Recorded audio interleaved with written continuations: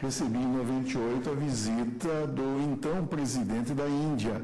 Ele também um intocável, ele também integrante das castas, embora a Constituição da Índia de 47, 48 proíba essa divisão social em castas, no entanto, a prática social, lamentavelmente, continuou a reconhecer essa situação de absoluta vulnerabilidade de certos grupos. Mas, de qualquer maneira, a Índia avançou de modo muito expressivo nesse âmbito, e eu até, se Vossa Excelência permitir, eu também acrescentaria ao nome de Mahatma Gandhi o nome de Nehru, que viria a ser o primeiro-ministro do novo Estado soberano, e que também foi responsável pela formulação, junto com o partido do Congresso, que dominava o parlamento indiano, responsável pela formulação e implementação de políticas de caráter positivo, de natureza afirmativa, de índole compensatória, precisamente tendo em vista esses parâmetros que Vossa Excelência acaba de mencionar. Pois não, eu agradeço a valiosa contribuição de Vossa Excelência. Então, lembro por oportuno, já retomando o meu voto, que o Supremo Tribunal Federal, em diversas oportunidades, admitiu a constitucionalidade das políticas de ação afirmativa. Entre os vários precedentes, menciono a medida cautelar na ADI 1276 de São Paulo, sendo relator o eminente ministro Otávio Galotti, a ADI 1276 de São Paulo, sendo relatora a eminente ministra Ellen Grace, o recurso de mandado de segurança 26071, sendo relator eminente presidente, agora, ministro Aires Brito, a de 1946 do Distrito Federal, sendo relator eminente ex-presidente, ministro Sidney Sanches, e a medida cautelar na de 1946 do mesmo relator. Por seu caráter ilustrativo, reproduzo aqui trecho do voto proferido pelo ministro Nelson Jobim na ADI 1946, na medida cautelar, então, de relatoria do ministro Sidney Sanches. Disse, então, o ministro Jobim o seguinte: levantamentos feitos por um grande economista americano, prêmio Nobel, Paul Samuelson, que, aliás, escreveu vários livros de economia, foi um professor de praticamente todos os economistas desta última geração, no seu famoso livro Macroeconomia, são incisivos. Verificou-se no levantamento feito pelo MIT, o Massachusetts Institute of Technology, que no mercado de trabalho, em relação às mulheres, havia discriminação. Observou-se que as fontes de discriminação consistentes na diferença para maior dos rendimentos dos homens em relação às mulheres, havia uma discriminação. Observou-se que as fontes de discriminação consistentes na diferença para maior dos rendimentos dos homens em relação às mulheres têm razões complexas, dizia então o ministro Nelson Jobim: hábitos sociais, expectativas, fatores econômicos, educação, formação e experiência profissional. Mas registrou-se outros fatos. As mulheres tendem a interromper suas carreiras para terem filhos, o que provoca essa situação específica. E, em face disso, são discriminadas. Ou não se emprega a mulher para se empregar homens, ou, ao empregar a mulher, paga-se um salário aquém do salário médio para o homem. A diferença financiaria os ônus decorrentes do gozo do benefício. Ora, isso tem como consequência uma baixa equalização entre homens e mulheres no mercado de trabalho. Nos Estados Unidos da América, com o governo Johnson, iniciou-se um processo curioso de discriminação positiva que recebeu a denominação, em subaspas, de ricos ônus johnsonianos. Começou com o problema racial do negro americano, estabeleceram-se as cotas, eram as affirmative actions. Para essa questão feminina havia as leis de referência, o Civil Rights Act de 1964, o Equal Pay Act de 1963. Todo um conjunto de regras ajudou a desmantelar nos Estados Unidos as práticas discriminatórias mais evidentes. E continua o voto do ministro Jobim, do qual destaco o último trecho que me parece interessante. Dizia então Sua Excelência: a discriminação positiva introduz tratamento desigual para produzir no futuro em concreto a igualdade. É constitucionalmente legítima porque se constitui instrumento para obter a igualdade real. Examinado o conceito de ação afirmativa e depois de revisitados os presidentes da Corte sobre o tema, passo a seguir ao exame das demais questões suscitadas nestes autos. Então, agora examino os critérios para ingresso no ensino superior que foram discutidos na DPF também na tribuna. A Constituição Federal preceitua, em seu artigo 206, 1, 3 e 4, que o acesso ao ensino será ministrado com base nos seguintes princípios: igualdade de condições para o acesso e permanência na escola, pluralismo de ideias e gestão democrática do ensino público. Registro, por outro lado, que a Carta Magna, em seu artigo 208, 5, consigna que o acesso aos níveis mais elevados do ensino, da pesquisa e da criação artística será efetivado segundo a capacidade de cada um. Vê-se, pois, que a Constituição de 1988, ao mesmo tempo em que estabelece a igualdade de acesso, o pluralismo de ideias e a gestão democrática como princípios norteadores do ensino, também acolhe a meritocracia como parâmetro para a promoção aos seus níveis mais elevados.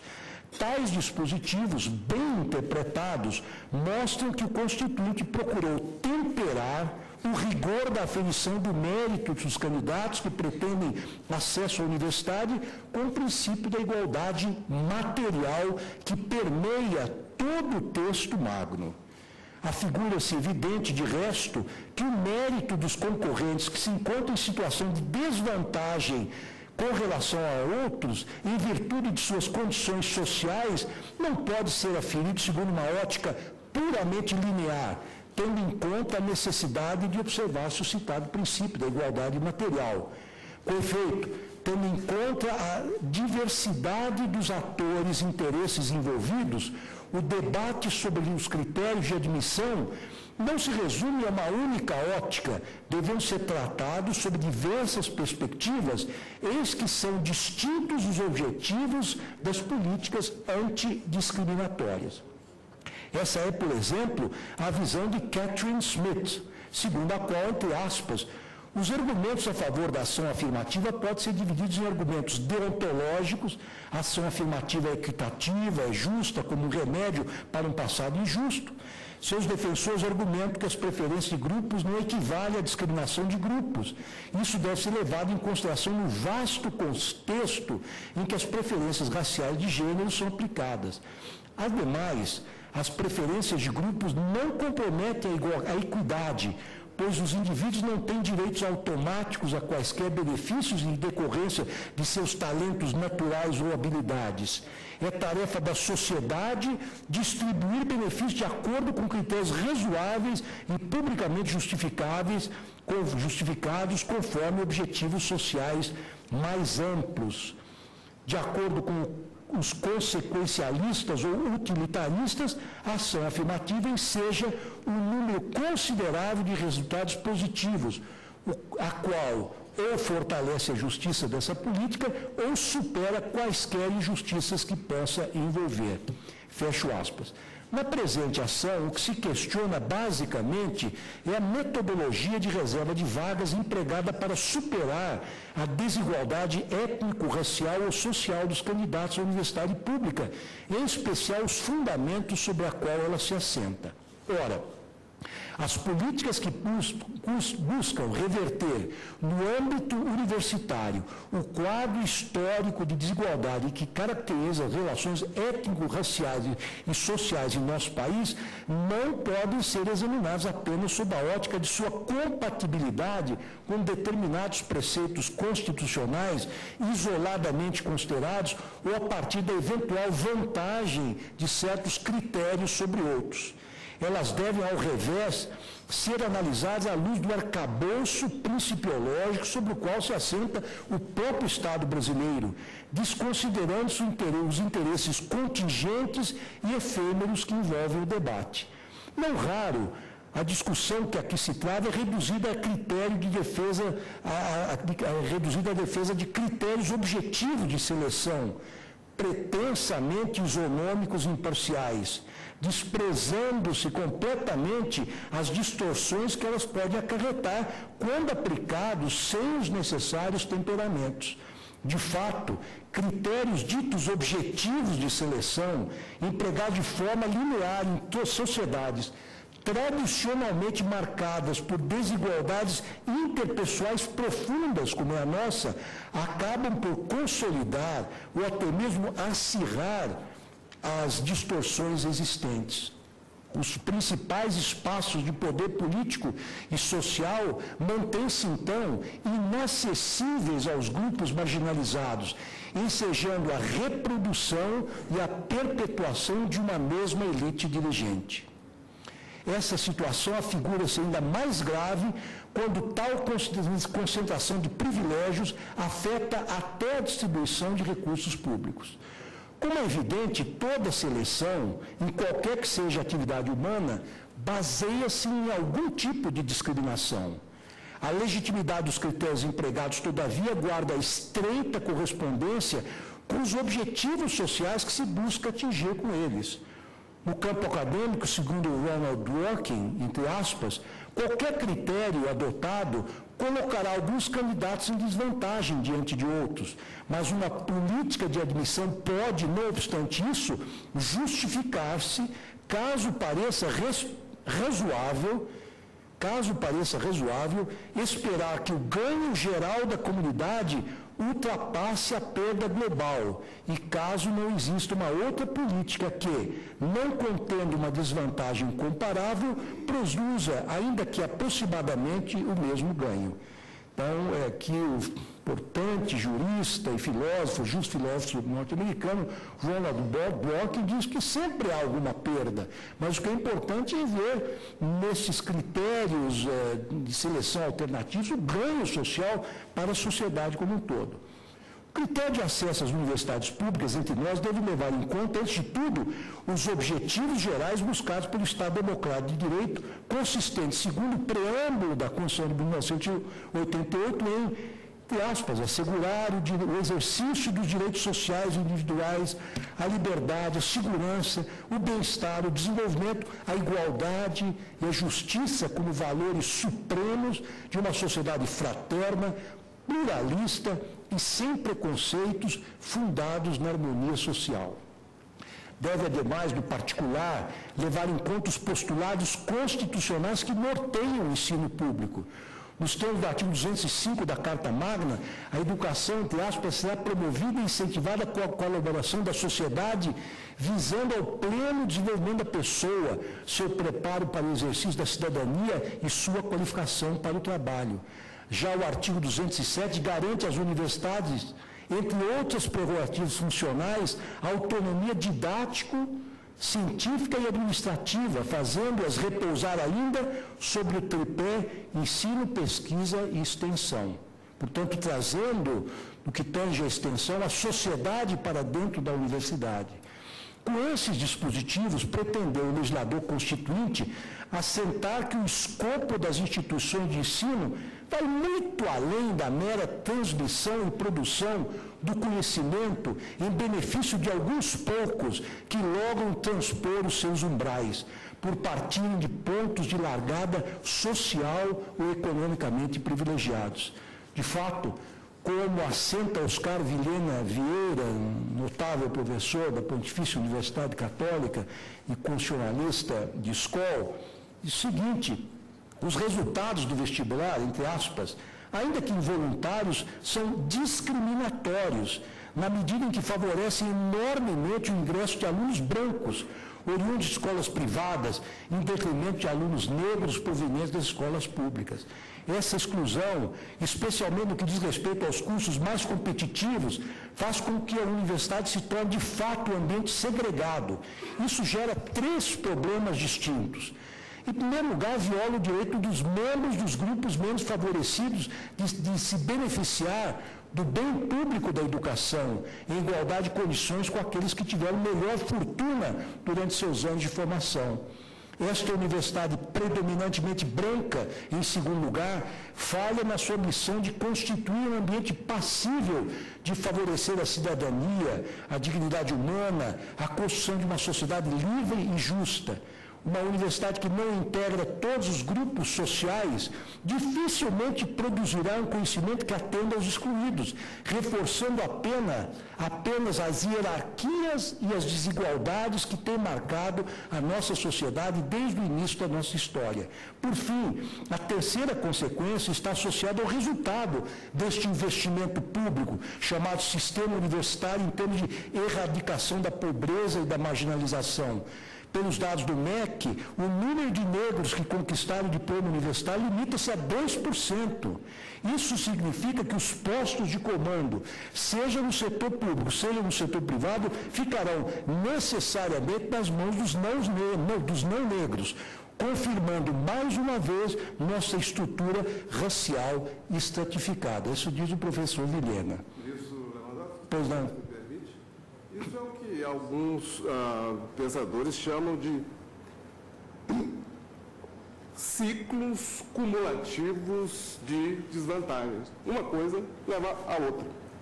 E você nunca sai desse impasse. É a reprodução. A reprodução. Reproduz a dificuldade de desigualdade. Exatamente. Vossa Excelência tem toda a razão. Agradeço a intervenção.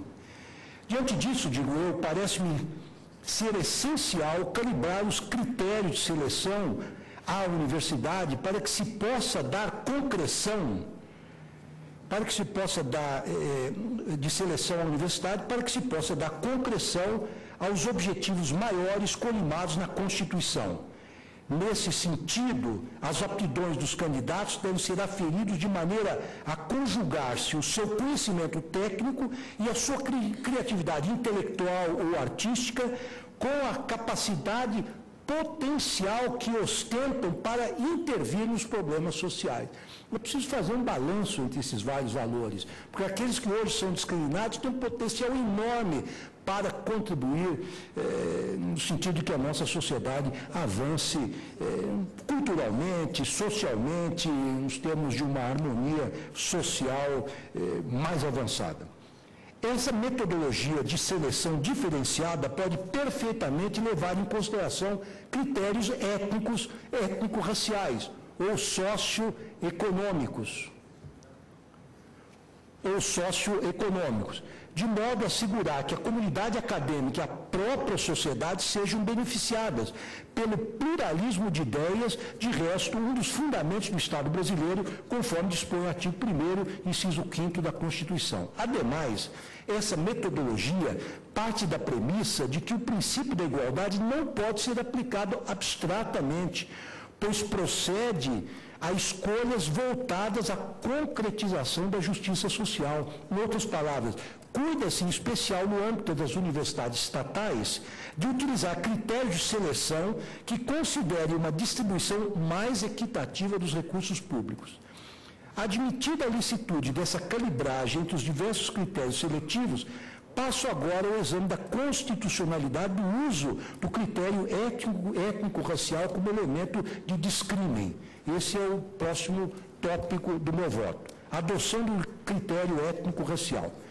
Outra importante questão a ser enfrentada neste debate consiste em saber se a inexistência cientificamente comprovada, como já disse a nossa eminente Procuradora-Geral da República, que representa o Ministério Público, Débora Duprá,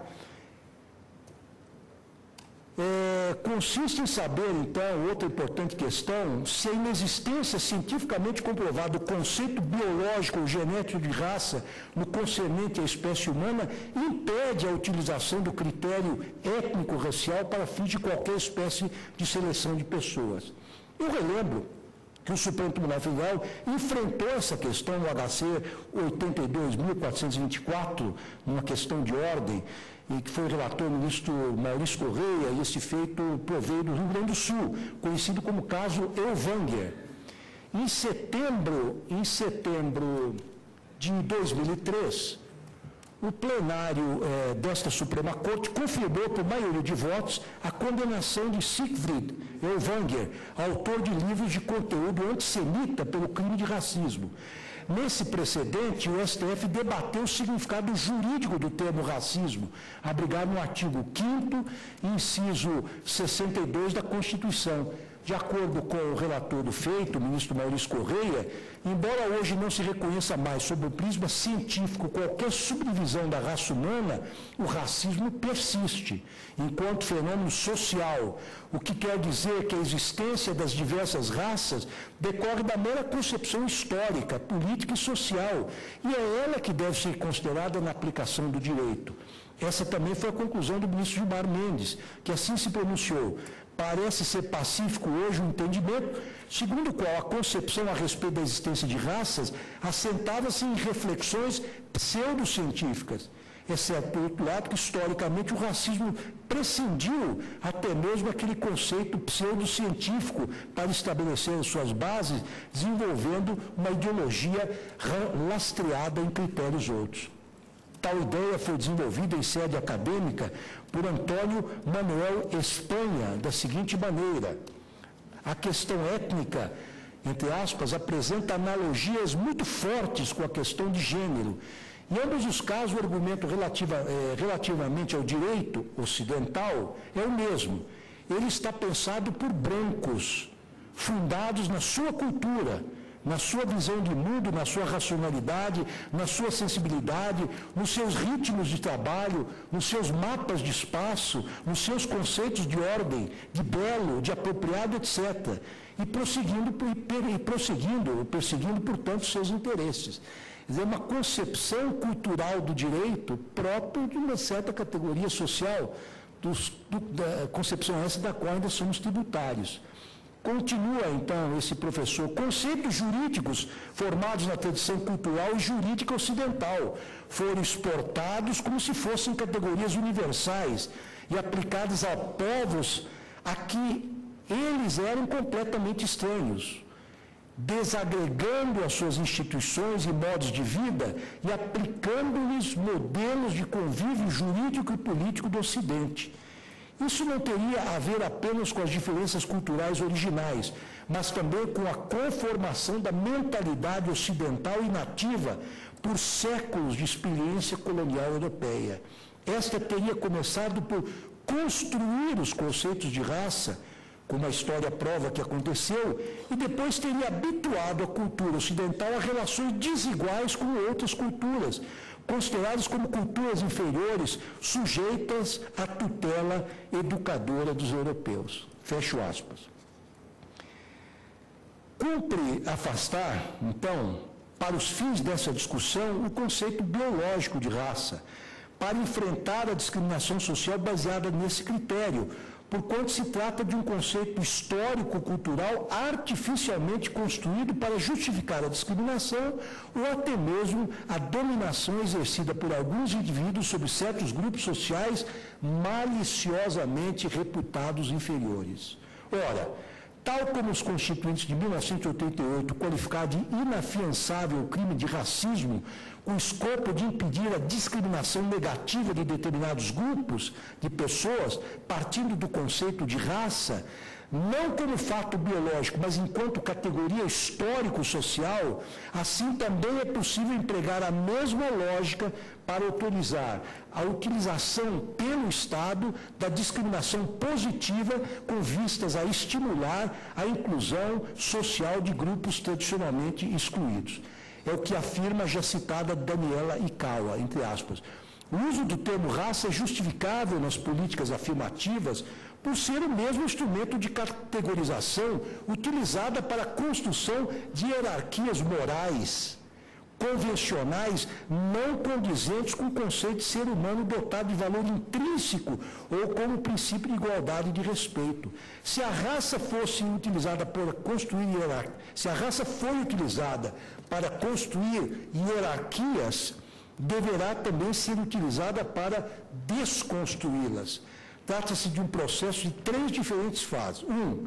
A construção histórica de hierarquias convencionais que inferiorizaram o indivíduo quanto aos status econômicos e de seu reconhecimento pela mera pertença a determinada raça. 2.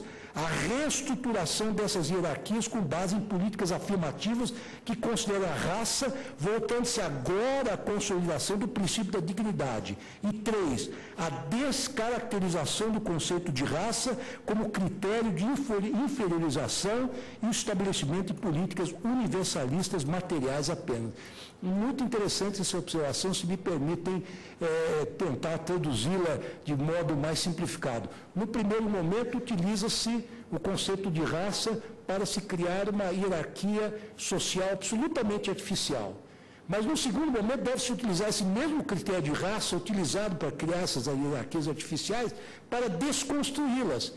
Para, no terceiro momento, acabar definitivamente com esta ideia de raça, que ela absolutamente não corresponde a qualquer critério científico, ela é apenas um fóssil histórico que deve ser relegado, quiçá, aos museus, se tanto. Trato agora mais um tópico do meu voto que diz respeito à consciência étnico-racial como fator de exclusão. Tudo isso é tratado do voto, por isso é que eu estou abordando ponto por ponto. Outro aspecto da questão consiste em que os programas de ação afirmativa tomam como ponto de partida a consciência de raça existente nas sociedades com o escopo final de eliminá-la. Em outras palavras, a finalidade última desses programas é colocar um fim àquilo que foi seu termo inicial, ou seja, o sentimento subjetivo de pertencer a determinada raça ou de se sentir discriminado por integrá-la. Para as sociedades contemporâneas que passaram pela experiência da escravidão, repressão e preconceito, ensejadora de uma percepção depreciativa de raça com relação aos grupos tradicionalmente subjugados, a garantia jurídica de uma igualdade meramente formal sublima as diferenças entre as pessoas, contribuindo para perpetuar as desigualdades de fato existentes entre elas. Como é de conhecimento geral, o reduzido número de negros e pardos que exercem cargos ou funções de relevo em nossa sociedade, seja na esfera pública, seja na privada, resulta da discriminação histórica que as sucessivas gerações de pessoas pertencentes a esses grupos têm sofrido, ainda que na maior parte das vezes de forma camuflada ou implícita. Os programas de ação afirmativa em sociedades em que isso ocorre, entre as quais a nossa, são uma forma de compensar essa discriminação culturalmente arraigada, não raro praticada de forma inconsciente e à sombra de um Estado complacente. A necessidade de superar essa atitude de abstenção estatal foi enfatizada pelo ministro Marco Aurélio em sede doutrinária da forma abaixo. Entre aspas, disse o nosso ministro: pode-se afirmar sem receio de equívoco que se passou de uma igualização estática, meramente negativa, no que se proíbe a discriminação, para uma igualização eficaz, dinâmica, já que os verbos construir, garantir, erradicar e promover implicam em si mudança de ótica ao denotar ação. Não basta não discriminar. É preciso viabilizar e encontrar na carta, como página virada, o sistema simplesmente principiológico. A postura deve ser, acima de tudo, afirmativa. E é necessária que esta seja a posição adotada pelos nossos legisladores. É preciso buscar-se a ação afirmativa. A neutralidade estatal mostrou-se nesses anos um grande fracasso. É necessário fomentar seu acesso à educação. Deve-se reafirmar: toda e qualquer lei que tenha por objetivo a concretude da Constituição Federal não pode ser acusada de inconstitucionalidade.